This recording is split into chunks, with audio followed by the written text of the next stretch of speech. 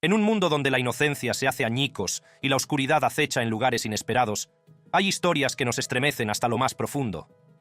Uno se pregunta qué pudo llevar a estos jóvenes a llegar tan lejos. Hoy nos adentramos en la escalofriante historia del adolescente más malvado del mundo, donde la inocencia se convierte en una máscara engañosa que oculta las inquietantes historias de mentes jóvenes que se precipitan en espiral hacia el abismo de la maldad. Brenda Ann Spencer. Nacida a finales de la década de 1960, Brenda creció en un hogar modesto de San Diego, California. Su infancia distó mucho de ser idílica, ya que se enfrentó a un entorno tumultuoso que moldearía su futuro de formas inimaginables. Los padres de Brenda, Wallace y Dot Spencer, luchaban contra sus propios demonios, a menudo enzarzándose en acaloradas discusiones y mostrando un comportamiento volátil. La tensión constante que reinaba en el hogar hizo mella en la joven Brenda, que se sintió abandonada y aislada. Al entrar en la adolescencia, la problemática educación de Brenda empezó a manifestarse de forma alarmante. Fue durante esta época cuando surgió la fascinación de Brenda por las armas de fuego. Encontraba consuelo en el poder y el control que parecían ofrecer las armas, un marcado contraste con el caos y la inestabilidad que vivía en casa. La obsesión de Brenda por las armas de fuego se intensificó y empezó a coleccionar un arsenal de armas, incluidos rifles y pistolas. A medida que aumentaba su interés por las armas de fuego, también lo hacía su distanciamiento de la realidad. Se volvió cada vez más retraída y encontró consuelo en un mundo de videojuegos violentos y literatura perturbadora. Sus interacciones sociales se volvieron tensas y le costaba relacionarse con sus compañeros. Las semillas de la oscuridad estaban firmemente plantadas en la mente de Brenda y el escenario estaba preparado para un acto horrible que conmocionaría al mundo. El 29 de enero de 1979, la historia dio un giro escalofriante. Armada con un rifle del calibre 22, Brenda se dirigió a la escuela primaria Cleveland, a pocas manzanas de su casa. Lo que siguió fue una espeluznante muestra de violencia que mancharía para siempre las páginas de la historia. Brenda abrió fuego contra los inocentes niños y miembros del personal, apuntando indiscriminadamente a cualquiera que se cruzara en su camino. El sonido de los disparos resonó por los pasillos mientras cundía el pánico y el caos. Fue una escena de horror inimaginable, en la que se perdieron vidas y muchas otras quedaron marcadas para siempre. En la sala del tribunal, Brenda se enfrentó a las consecuencias de sus actos. Fue acusada de varios cargos de asesinato e intento de asesinato. Durante el juicio, su equipo de defensa alegó que padecía una enfermedad mental, con la esperanza de arrojar luz sobre los complejos factores que contribuyeron a su caída en la oscuridad. El juicio cautivó al país y el mundo entero estuvo pendiente de cómo se hacía justicia. Finalmente, Brenda fue declarada culpable y condenada a cadena perpetua, sin posibilidad de libertad condicional. Craig Chandler Price, nació el 11 de octubre de 1973 en la tranquila ciudad de Warwick, Rhode Island. Al crecer, parecía ser como cualquier otro niño, pero bajo la superficie se estaba produciendo una siniestra transformación. La infancia de Price estuvo marcada por una serie de acontecimientos traumáticos que darían forma a su retorcido camino. Desde muy pequeño, sufrió insultos racistas y violencia por parte de individuos blancos, lo que alimentó en él un odio profundamente arraigado. Las primeras semillas de oscuridad se sembraron cuando un grupo de adultos blancos, supuestamente, le gritaron insultos racistas e incluso intentaron atropellarlo con su coche. Este traumático incidente dejó una marca indeleble en la psique de Price, encendiendo en él un fuego de ira y venganza. Pero fue aquella fatídica noche del 27 de julio de 1987 cuando el descenso de Price a las tinieblas alcanzó su horrible clímax. Con solo 13 años, Price, alimentado por una mezcla tóxica de ira y deseo de poder, irrumpió en una casa que estaba a solo 2 casas de la suya.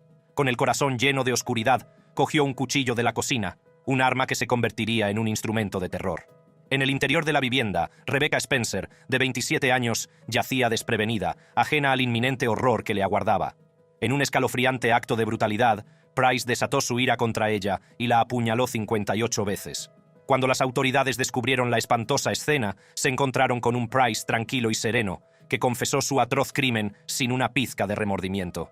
La detención de Price se produjo justo un mes antes de que cumpliera 6 años, lo que garantizaba que sería juzgado y condenado como menor. Por ley, esto significaba que sería puesto en libertad y sus antecedentes penales selados cuando cumpliera 21 años. Price, siempre manipulador, se jactó de que haría historia cuando le pusieran en libertad, deleitándose con el miedo y la notoriedad que había cosechado. La escandalosa naturaleza de los delitos de Price provocó cambios en la legislación estatal, permitiendo que los menores fueran juzgados como adultos por delitos graves. Sin embargo, estos cambios no pudieron aplicarse retroactivamente al caso de Price, dejando a la comunidad en un estado de temor e incertidumbre. Sin embargo, finalmente se denegó la puesta en libertad de Price debido a una serie de delitos que cometió mientras estaba encarcelado en la escuela de formación de Rhode Island. Sus tendencias violentas continuaron manifestándose, lo que dio lugar a cargos adicionales, como desacato criminal, extorsión, agresión y violación de la libertad condicional. Como resultado, Price fue condenado a una pena adicional de entre 10 y 25 años, dependiendo de su cooperación con el tratamiento. El asesino en serie más joven de la historia de Estados Unidos permanecería entre rejas, grabado para siempre en los anales de la infamia. Willie Boskett. Willie Boskett nació el 9 de diciembre de 1962 en Harlem, Nueva York. Desde el principio, su vida estuvo plagada de oscuridad. Su padre, Willie padre, fue un asesino convicto que mató a 2 personas en una casa de empeños de Milwaukee, poco después de que Willie, hijo, fuera concebido. Willie Sr. fue condenado a cadena perpetua, donde más tarde se licenciaría en informática y psicología. Sin su padre, el joven Willie se quedó sin un modelo masculino positivo en su vida. Pero la ausencia de una figura paterna fue solo el principio de los horrores que le esperaban. La infancia de Willie se vio empañada por una serie de experiencias traumáticas que moldearían su futuro de formas inimaginables. El 19 de marzo de 1978, la ciudad de Nueva York estaba a punto de presenciar una serie de crímenes atroces que conmocionarían a toda la comunidad. Willie Boskett, que entonces solo tenía 15 años, se embarcó en una ola de violencia que teñiría de sangre la red de metro para siempre. Fue en un tren que circulaba por la línea 3 del metro de Nueva York, donde Willie cometió su primer asesinato. Noel Pérez, un pasajero inocente, fue víctima de la sangre fría de Willie durante un intento de robo cerca de la estación terminal de Harlem, 148th Street. El vagón de metro se convirtió en un escenario de horror al quedar al descubierto el desprecio de Willie por la vida humana. Pero la sed de violencia de Willie estaba lejos de saciarse. Solo 8 días después, atacó de nuevo. Esta vez, él y un cómplice atacaron a otro hombre, Moisés Pérez, en otro intento de robo en la parte trasera de otro tren, esta vez en la estación de 145th Street, una estación al sur de 145th Street. El sistema de metro se había convertido en un coto de caza para la malevolencia de Willie. Entre estos 2 asesinatos, Willie y su cómplice cometieron nuevos actos de violencia. Dispararon a un empleado de New York City Transit que trabajaba en Lenox Yard, adyacente a la estación de Harlem 148th Street, y llevaron a cabo otros 2 robos a mano armada, uno de ellos en el servicio A. Pero los procedimientos judiciales que siguieron revelarían un sistema mal equipado para manejar las profundidades de la depravación de Willie. Willie fue juzgado por los asesinatos en el Tribunal de Familia de Nueva York, una decisión que más tarde sería recibida con críticas e indignación. Durante el juicio, Willie sorprendió a todos, incluido su propio abogado, al declararse culpable de ambos asesinatos. La sala quedó sumida en un silencio atónito cuando quedó al descubierto el verdadero alcance de la maldad de Willie. La sentencia, sin embargo, es un punto de controversia. A pesar de la gravedad de sus crímenes, Willie recibió una sentencia máxima de solo 5 años en el centro juvenil de Goshen. La indulgencia de la sentencia provocó una protesta pública y muchos cuestionaron la capacidad del sistema judicial para tratar a un individuo tan peligroso. El gobernador Hugh Carey, en respuesta a la indignación pública, pidió que se modificara la ley. Convocó una sesión especial de la Asamblea Legislativa del Estado, que condujo a la aprobación de la Ley de Delincuentes Juveniles de 1978. Esta legislación histórica permitía que niños de 13 años fueran juzgados como adultos por determinados delitos, incluido el asesinato. Nueva York se convirtió en el primer estado en promulgar una ley de este tipo, y otros estados siguieron su ejemplo en los años siguientes. La aprobación de la Ley de Delincuentes Juveniles fue consecuencia directa del caso de Willie Boskett y pasó a conocerse como la Ley Willie Boskett. Robert Thompson y John Venables. Era un día como cualquier otro en el centro comercial de Liverpool, repleto de familias y niños que realizaban sus tareas cotidianas. Pero nadie sabía que dentro de esa fachada inocente se estaba desarrollando un plan siniestro. Robert Thompson y John Venables, 2 niños de 10 años a los que las tinieblas acechaban en su interior, fueron captados por las cámaras de seguridad, observando a su presa potencial. Sus ojos se posaron en James Bulger, un dulce niño de 2 años, felizmente inconsciente del peligro que le aguardaba. Con una precisión calculada, Thompson y Venables alejaron a James de la seguridad de su madre y lo condujeron a una pesadilla de la que nunca despertaría. Lo que siguió fue un angustioso viaje por diversos lugares, cada uno más inquietante que el anterior. Los chicos sometieron a James a horrores inimaginables, infligiéndole graves heridas. En un retorcido acto de crueldad, dejaron caer una placa de pescado de ferrocarril sobre su frágil cabeza, causándole múltiples fracturas de cráneo. Pero su sádico tormento no terminó ahí. Con fría indiferencia, Thompson y Venables depositaron el cuerpo destrozado de James sobre las vías del tren, intentando ocultar su monstruoso acto como un trágico accidente. La profundidad de su depravación no conoció límites y dejaron tras de sí una escena de horror inimaginable. El descubrimiento del cuerpo mutilado de James Bulger conmocionó al país y dejó una cicatriz en la conciencia colectiva que nunca se borraría. La nación contuvo la respiración mientras se desarrollaba el juicio de Robert Thompson y John Venables, que reveló el verdadero alcance de sus monstruosas acciones. Thompson y Venables fueron declarados culpables de secuestro y asesinato. Sus crímenes fueron tan atroces que el tribunal los condenó a detención indefinida a discreción de su majestad. El mundo se enfrentó a la horrible realidad de que niños tan jóvenes pudieran cometer actos tan atroces. Pero incluso cuando se hizo justicia, las heridas infligidas por Thompson y Venables siguieron supurando. Tras su puesta en libertad condicional en 2001, se les dieron nuevas identidades y se les trasladó a lugares secretos, ocultos para siempre de la mirada pública. Se les prohibió ponerse en contacto entre sí y con la familia de James Bulger, y se tomaron medidas estrictas para impedir que visitaran la región de Merseyside. Sin embargo, a pesar de la orden judicial que protegía sus identidades, los detalles sobre Thompson y Venables se filtraron a la prensa y a las profundidades de Internet. Los medios de comunicación se enfrentaron a multas por incumplir la orden judicial, pero el daño ya estaba hecho. La madre de Bulger recibió un chivatazo sobre el paradero de Thompson, un cruel recordatorio del dolor que la perseguiría para siempre. Eric Smith. Desde una edad temprana, Eric estaba plagado de una sensación de aislamiento y soledad. Él era un solitario, a menudo encontrar consuelo en su propia compañía. Pero esta soledad tenía un precio. Eric se convirtió en un blanco fácil para los matones, que lo atormentaban sin descanso. Sus orejas de implantación baja, sus gruesas gafas, su pelo pelirrojo y sus pecas le hacían destacar, y la crueldad de sus compañeros no hacía sino intensificar su sentimiento de alienación. A medida que Eric crecía, el peso de su tormento empezó a pasarle factura.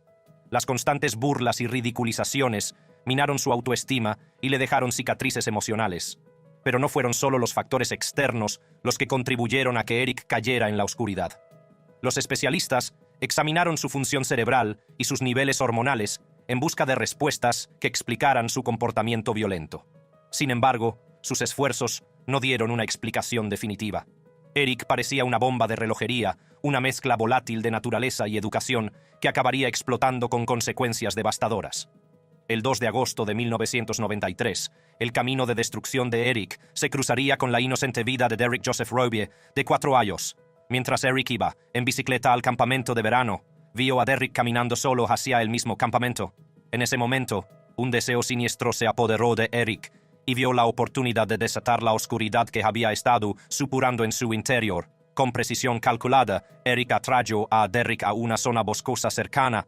Fue allí donde desató una ola de violencia indescriptible sobre el joven, estrangulándolo, dejándole caer una gran roca sobre la cabeza e incluso sodomizándolo con un pequeño palo. Eric se deleitó con sus actos sádicos. La brutalidad de sus actos era incomprensible. Para atormentar aún más a su víctima, Eric vertió Kool-Aid de la fiambrera de Derrick en sus heridas abiertas. Fue una muestra enfermiza de crueldad, un acto final de depravación que desafiaba toda razón. Se determinó que la causa de la muerte de Derrick fue un traumatismo craneoencefálico con asfixia. Tras el crimen, la verdadera naturaleza de Eric salió a la luz. El 8 de agosto de 1993, confesó a su madre, revelando las profundidades de su depravación. La familia Smith, en un acto de valentía, informó inmediatamente a la policía de la confesión de Eric. El 16 de agosto de 1994, Eric Smith fue condenado por asesinato en segundo grado, cargo que conllevaba una pena mínima de 9 años a cadena perpetua. La sala del tribunal estalló en una mezcla de alivio y tristeza, mientras las familias de Eric y Derrick Robbie lidiaban con el devastador impacto del juicio. Mientras estaba en la cárcel, Eric aprovechó la oportunidad para dirigirse a la familia Robbie y expresar su remordimiento por el dolor que había causado.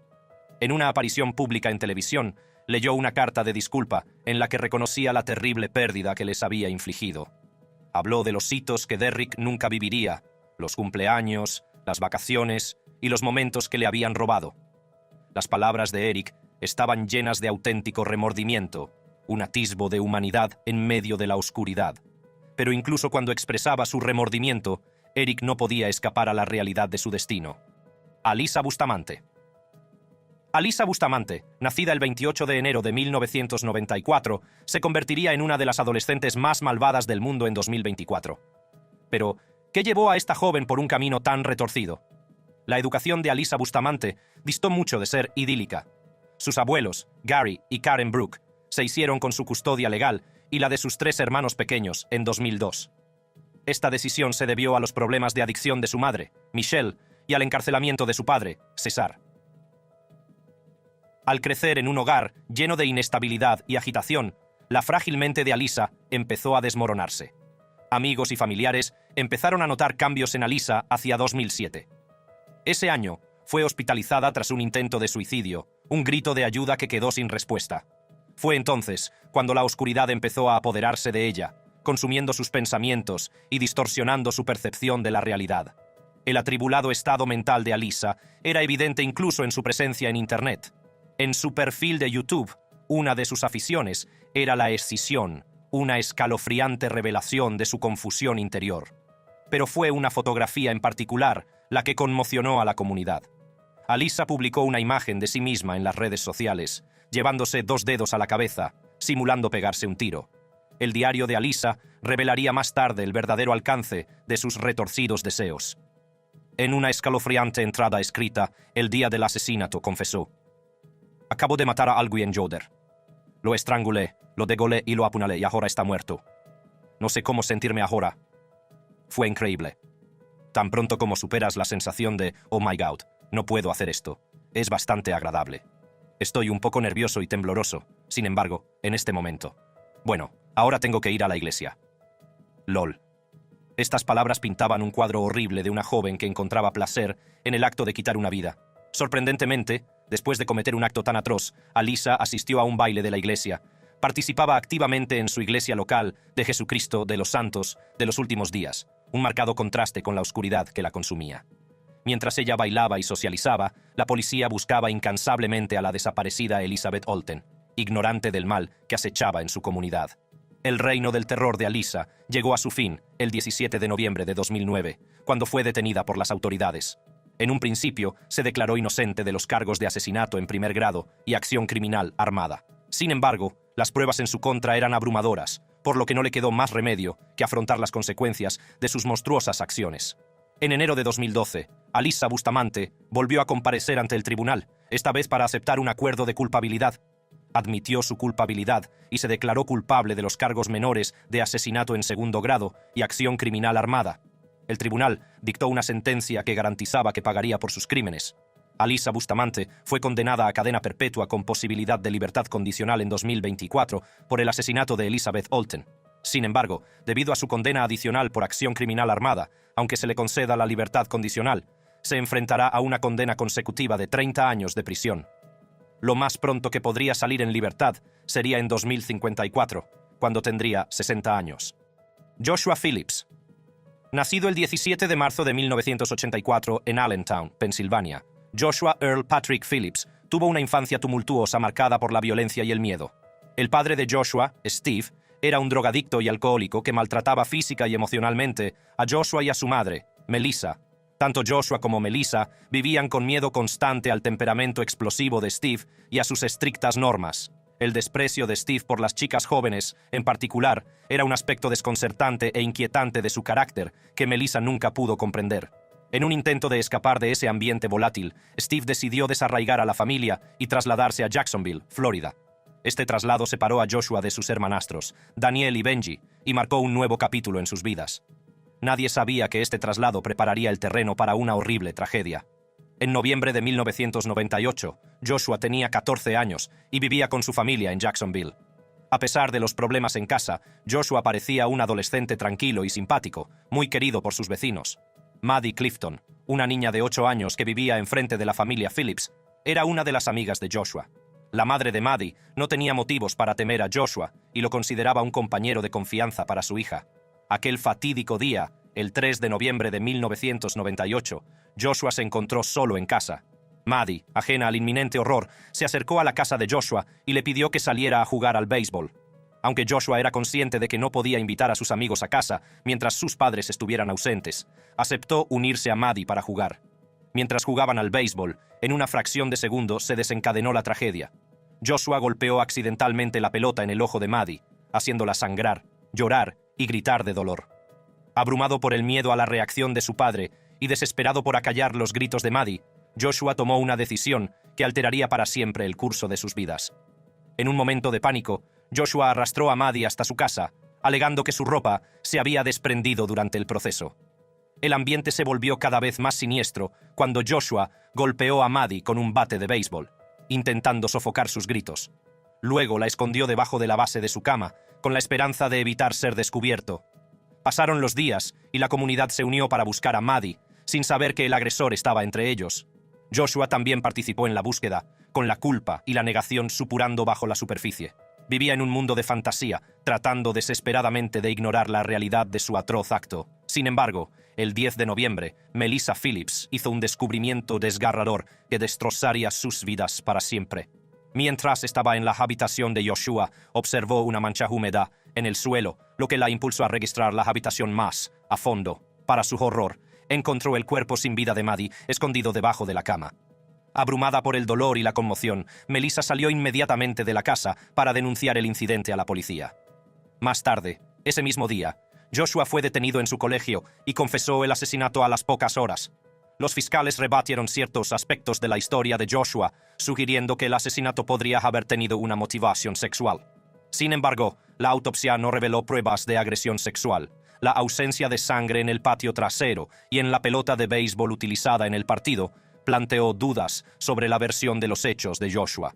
El juicio, que comenzó el 6 de julio de 1999, duró apenas 2 días, una duración inusualmente corta debido a la decisión de la defensa de no llamar a declarar a los testigos.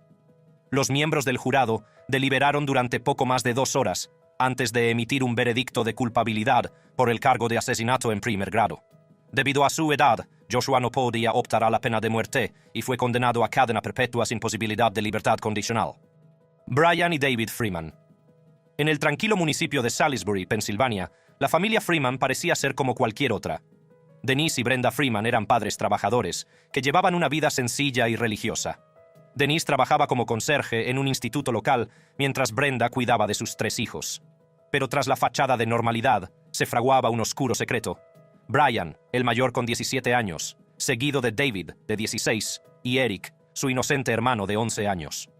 Crecieron en un hogar cariñoso y religioso, educados como testigos de Jehová. Sin embargo, cuando entraron en la adolescencia, empezó a arraigar una rebelión. Brian y David, antes obedientes y respetuosos, empezaron a resentirse del estilo de vida de su familia. Se volvieron hacia una ideología oscura y retorcida que consumiría sus vidas. Abrazando la cultura neonazi, los hermanos se afeitaron la cabeza, vistieron uniformes militares y se sumergieron en una subcultura del odio. Brian llevaba la palabra Berserker tatuada en la frente, mientras que David tenía Sieg Heil grabado sobre las cejas. El temperamento volátil de Brian provocaba a menudo altercados, incluida una amenaza de muerte a sus padres durante una discusión por el coche familiar. Pocos días antes de los horribles acontecimientos que se desencadenarían, Brian había sido suspendido en el instituto de Salisbury por sus dibujos racistas. Los indicios estaban ahí, pero nadie podía predecir la profundidad del mal que se escondía en el interior de los hermanos Freeman. Aquel fatídico día, 26 de febrero de 1995, la vida de la familia Freeman cambiaría para siempre. Brian, David y su primo, Ben Burwell, llegaron a la casa familiar después de ir al cine. A medida que transcurría la velada, las tensiones en el hogar alcanzaron un punto de ebullición. Brenda Freeman, una madre cariñosa atrapada entre 2 fuegos, se encontró en el centro de una acalorada discusión entre sus hijos y Birdwell. El ambiente estaba cargado de ira y resentimiento. En un arrebato de ira, Brian Freeman metió a la fuerza unos calzoncillos en la boca de Brenda, acallando sus gritos de auxilio. Con una actitud fría y calculada, la apuñaló repetidamente con un cuchillo de carne, cada golpe alimentando su retorcida rabia. Mientras tanto, David Freeman y Ben Birdwell subieron las escaleras, impulsados por una malevolencia sin límites. Entraron en el dormitorio, donde Dennis Freeman, el padre de los niños, dormía plácidamente, inconsciente de la pesadilla que estaba a punto de desencadenarse. Armados con una barra metálica de ejercicios y un bate de béisbol de aluminio, David y Birdwell desataron un salvaje asalto contra Dennis, lloviendo sus golpes con una ferocidad que desafiaba la comprensión. La habitación se convirtió en un campo de batalla y los ecos de la violencia resonaban en las paredes. Mientras se desataba el caos, Eric Freeman, de 11 años, el miembro más joven de la familia, yacía indefenso en su cama. En un cruel giro del destino, se convirtió en víctima de la violencia sin sentido que consumía a su familia. Los perpetradores, impulsados por una oscuridad que había consumido sus almas, lo golpearon repetidamente con el mango de un pico de 3 pies hasta que su joven vida se extinguió. Una vez consumados sus horribles actos, el trío huyó del lugar, dejando tras de sí un rastro de devastación y vidas destrozadas. 3 días después de los asesinatos, el trío fue detenido por las autoridades en la residencia de Hesse. La espeluznante brutalidad de sus crímenes conmocionó a toda la comunidad y dejó a todos con la boca abierta. Al final, la historia de los adolescentes más malvados del mundo nos deja una profunda pregunta. ¿Cómo individuos aparentemente normales pueden llegar a cometer actos tan atroces? Es una pregunta que quizá nunca tenga respuesta, pero que nos obliga a enfrentarnos a la oscuridad que existe en nosotros mismos y a luchar por un mundo en el que prevalezcan el amor y la compasión. ¿Te ha gustado el vídeo? ¿Quieres más? Manténgase en sintonía haciendo clic en cualquiera de las tarjetas que aparecen en su pantalla ahora mismo para ver más contenido emocionante. Hasta la próxima.